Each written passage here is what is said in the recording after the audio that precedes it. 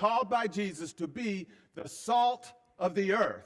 And according to Jesus, salt that loses its saltiness is good for nothing except to be thrown away and trampled under people's feet. You know, in the ancient world, salt was very valuable. The Romans would even sometimes pay their soldiers in salt. And so a soldier who didn't do a good job was not worth their salt. Salt has been used forever to enhance the flavor of food. But also in the first century, without refrigeration, salt was also used as a preservative. So for salt to do its job and fulfill its purpose, it must be mixed with, mixed in, and part of whatever it's supposed to flavor or preserve. For salt to be effective, it must come in contact with what it is being influenced. So in the same way, you and I will never be able to influence people we avoid or people we refuse to have any association with. For influence to happen, there must be a connection. For influence to happen, there must be a connection. Salt cannot influence what it never comes in contact with. And salt will never influence what it never touches.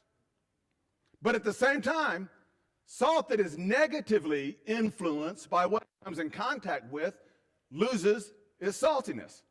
So our challenge as the salt of the earth, as Jesus called us to be the salt of the earth, our challenge is to influence without being negatively influenced ourselves. In Luke 14, Jesus says salt is good, but if it loses its saltiness, how can it be made salty again? And then notice this, it is fit neither for the soil nor for the manure pile. It is thrown out. He who has ears, let him hear. Okay, so in the first century, dried manure was a source of fuel. And when salt was mixed in with the manure would burn hotter and longer than it would without the salt. But eventually the salt would stop working, and when that happened, that saltless salt was good for nothing, not even to be mixed in with the manure. The saltless salt had to be thrown out.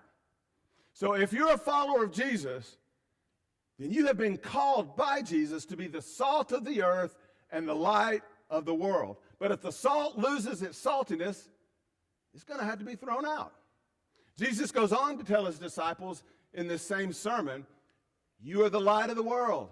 A city set on a hill or built on a hill cannot be hidden. Neither do people light a lamp and put it under a bowl. Instead, they put it on a stand, and it gives light to everyone in the house. In the same way, let your light shine before others, that they may see your good deeds and glorify your Father in heaven. The first disciples of Jesus were able to influence their pre-Christian world by being salt and light. And today, we influence our post-Christian world in much the same way, by being salt and light. And Jesus has strategically placed you where you are today. I really believe that. Jesus has strategically placed you where you are today to be salt and to be light. And you might think, well, but this world is just too dark. We live in a dark world. But maybe your light was made for this darkness. For this darkness. And God's plan for influencing this culture that we live in is to strategically place his people in the world to be salt and to be light. God's plan for you and for me is for us to shine our light so bright that when other people see your light, when they see your good deeds, they'll be able to connect the dots. They'll be able to connect the dots between your deeds, your good deeds, and our good Father in heaven. We want to live our lives in such a way that when people see our good deeds, they say, what do they have that I don't have? What do they know that I don't know? The followers of Jesus are to shine their light so bright that people ask, why are they so generous? And why are they so kind? We want to live our lives in such a way that when people see our good deeds, all they believe, but they are some of the nicest people that I've ever. Jesus wants you and your light to shine so bright that it makes people say, why are they so helpful? Why are they so generous? Why are they so full of joy? And when they ask you why, or when you have the opportunity, when the opportunity presents itself, you connect the dots for them. You connect the dots so that they can see the dots between the connection between the good that you do and the God that we serve. And I tell you what, some of you are great at that. A lot of you are really good at that. But it seems to me, generally in this country, that there are a lot of others just happy to be a Christian and to go to heaven one day. Let me just be a Christian and go to heaven one day. Don't want to talk about salt. Don't want to talk about light. I'm good. But Jesus never called any of us to just be Christians. And you've heard me say this before, but the word that Jesus used to describe his followers was not Christian. It was disciple. See, the word Christian is only used a few times in Scripture, and it's never defined, so it's come to mean just about whatever you want it to mean. The word Jesus used is disciple, and he defined it pretty clearly. Jesus said, in order for you to be his disciple, you must deny yourself, take up your cross, and follow him. That's pretty clear. That's a lot different than just being a Christian. And in this passage, Jesus is calling all of his disciples, all of us who would accept the call to follow him and be his disciple. He's calling all of us to be the salt of the earth and the light of the world. And this is a responsibility, if you look at history. This is a responsibility that the followers of Jesus, those first century followers, the early church, this was a responsibility that they took very, very seriously. Let me give you a couple of examples. In the first century, infanticide was not only legal in the Roman Empire, it was actually encouraged. And so what would happen is, even these followers of Jesus, these disciples, even though they had children of their own, history tells us that the followers of Jesus would go to these places where children were commonly abandoned and exposed and left to die. And the disciples of Jesus would go to these places, and they would take these children into their homes and raise them as their own, salt and light. And they didn't do it because it was a requirement of the Jewish law. It wasn't. And they didn't do it because it was something that was required in the Christian scriptures. It wasn't. They took these children in because that is what love required of them. And that's different. Another example, whenever throughout history, especially in the Roman Empire, whenever a plague broke out in these small towns and in these villages, everybody would leave. And they would leave behind the people that they believed were infected and therefore contagious. And they would just leave them behind to die. But you know who didn't leave? The disciples of Jesus. And they cared for and they nursed the people that were left behind to die.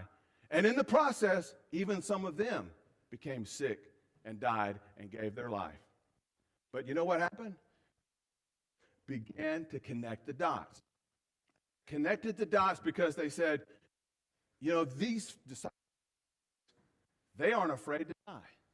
We're afraid to die, but they're not afraid to die. And so they started connecting the dots. They must know something that we don't know about the life after this life.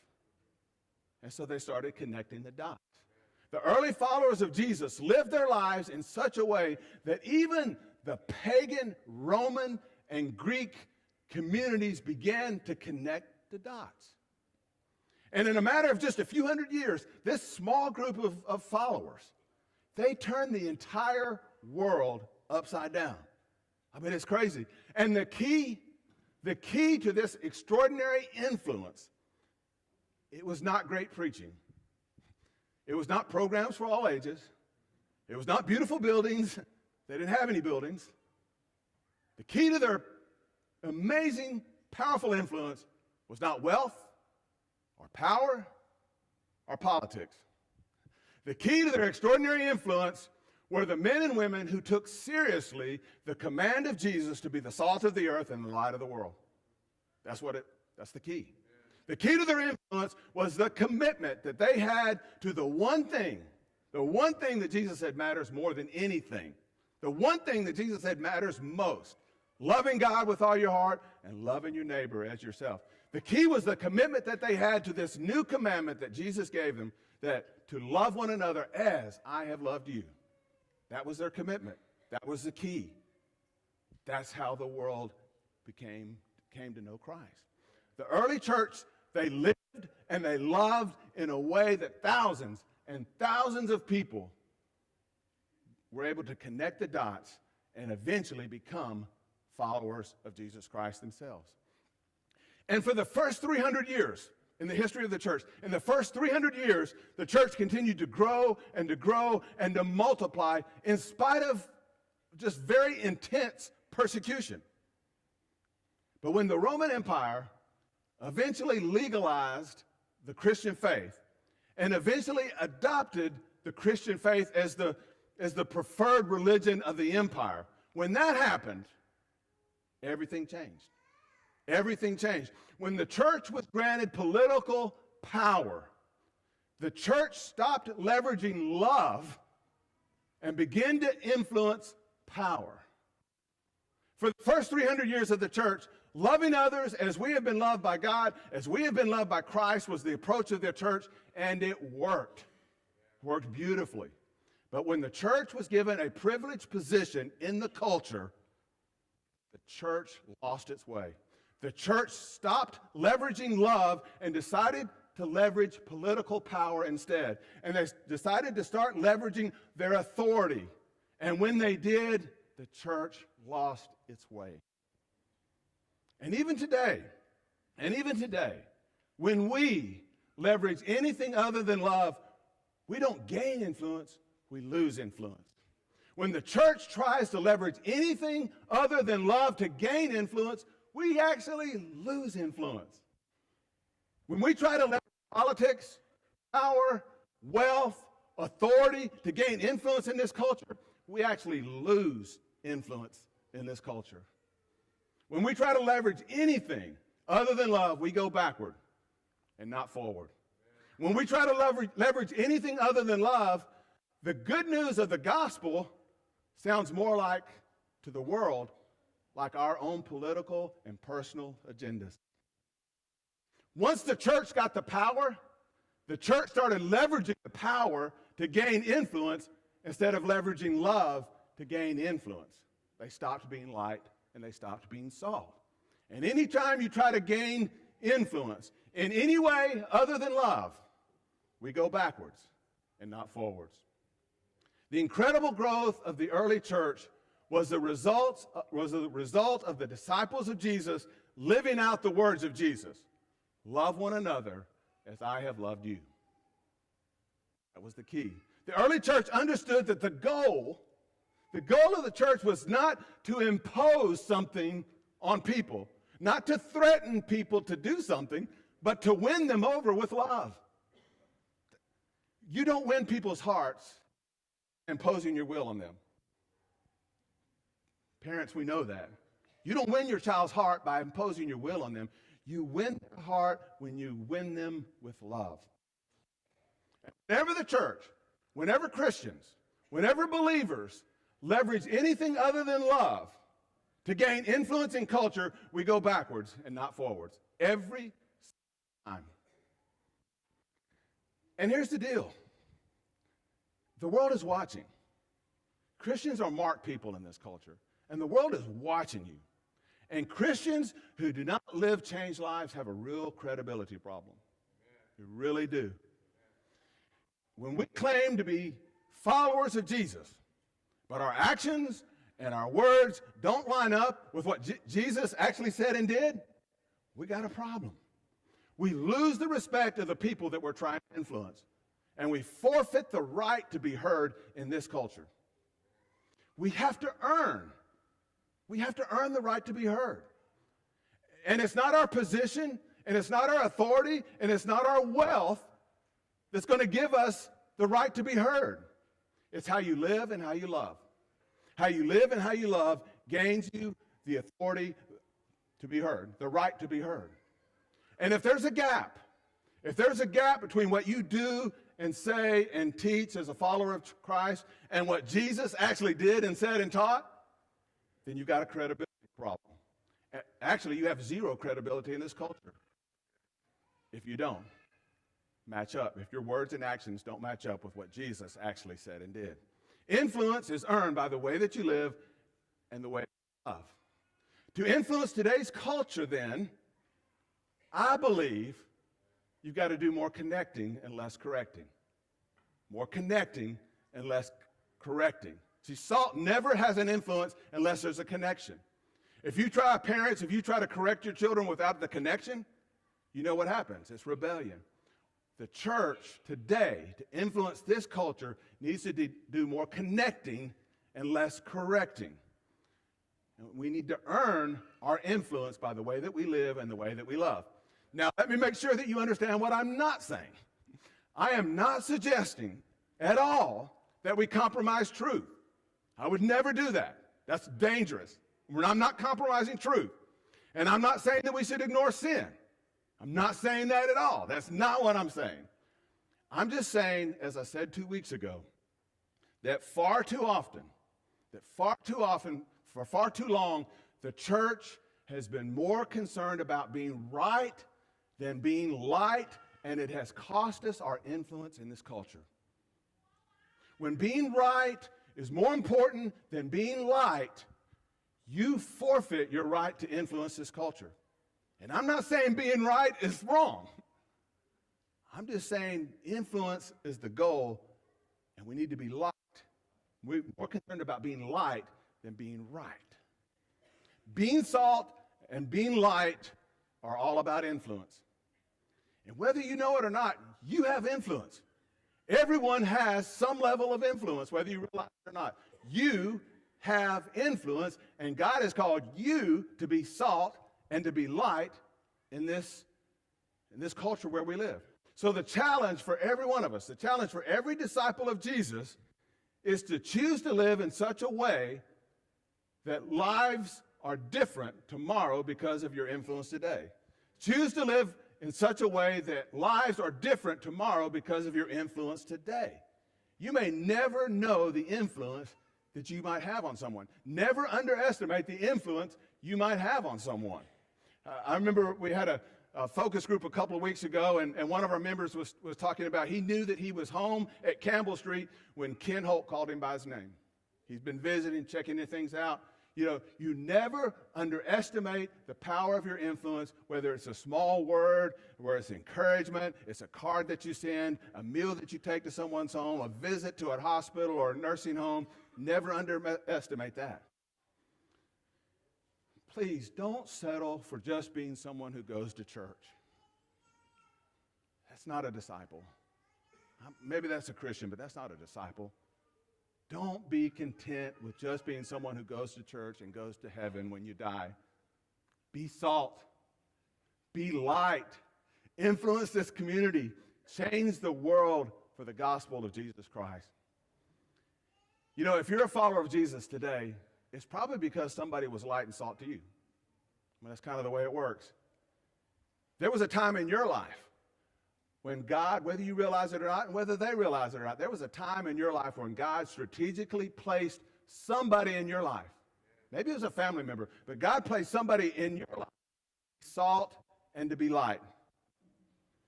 And now, today, God has placed you, whether you realize it or not, God has placed you where you are today, at least for this season in your life, to be salt and light to someone else. So the question you got to ask is, who is God calling me to influence today? Where has God placed me? Who is around me? Who is God calling me to influence? He's calling you to influence somebody to be salt and to be light.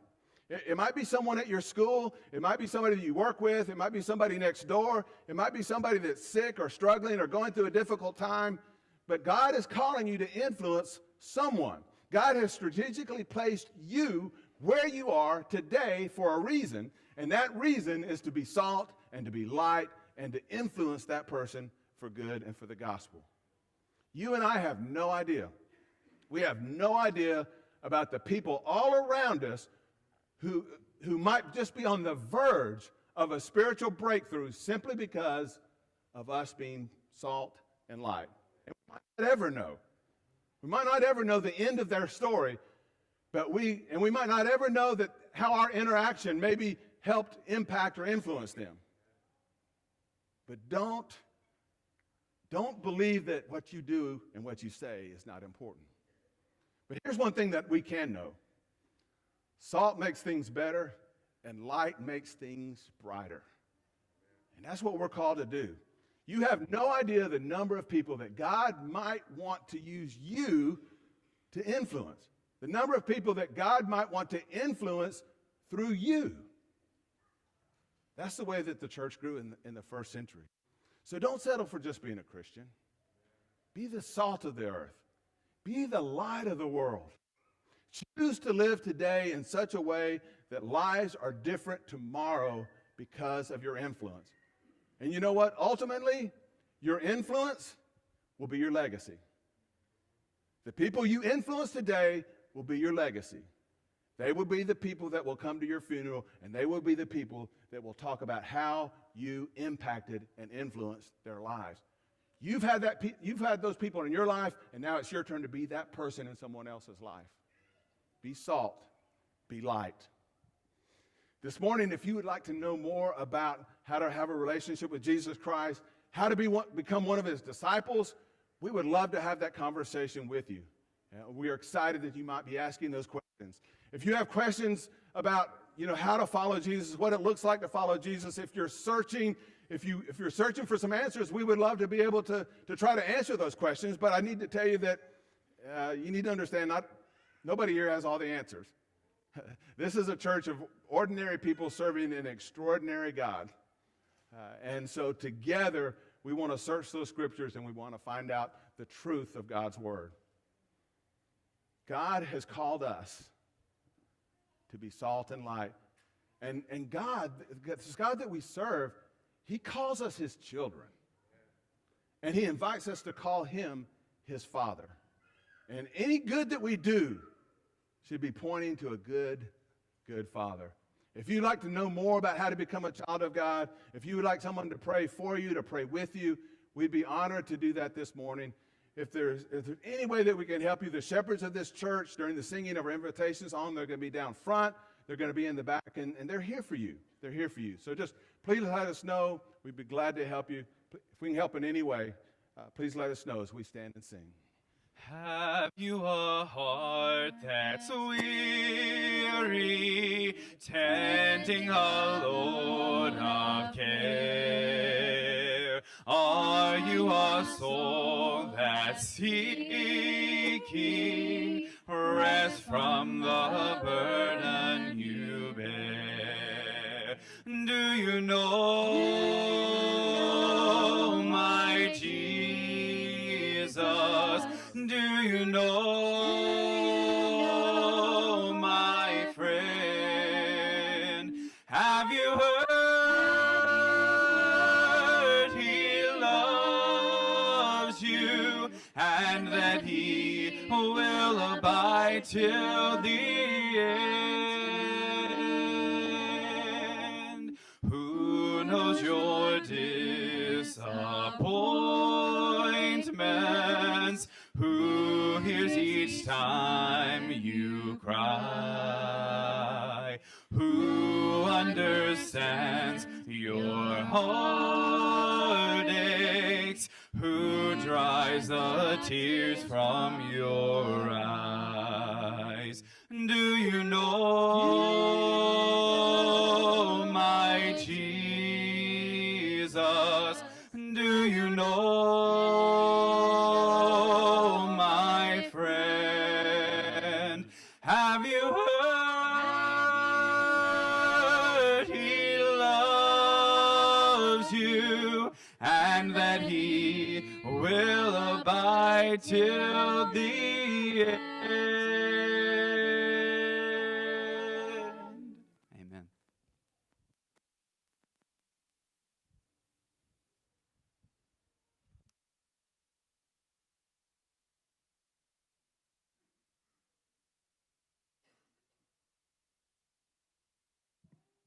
That was set for Ryan, I believe. Danny, excellent lesson. We were singing that song, and I just happened to think about some mentors that we had that I could hear their voice when I heard that song right there. Do you know my Jesus goes way, way back. So yeah, there are times you can be salt and light to people, and we all remember it. So thank you for a lesson. I'll reiterate what he said: be salt and be light. We want to thank our guests for being here today. I look around, I saw several, so be sure and come back and see us anytime you get a chance. Exciting things are happening here at Campbell Street. The close of this service is going to be very much like last week's close, which is a really, really good thing. So we're excited. First of all, Mr. Landon Dean, he's around yesterday or last Sunday afternoon, was baptized right here, right after services.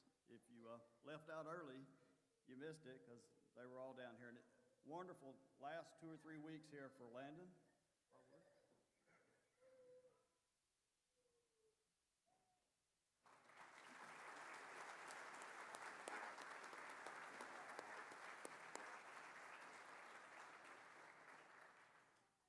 That back corner has had a really good last month or so, and we're excited for them in that. So, and then also, as the blue bag suggests, we have new members this morning. So I'm going to ask the Ewings, if you would, to come on up here. I know Harrison's excited to do that.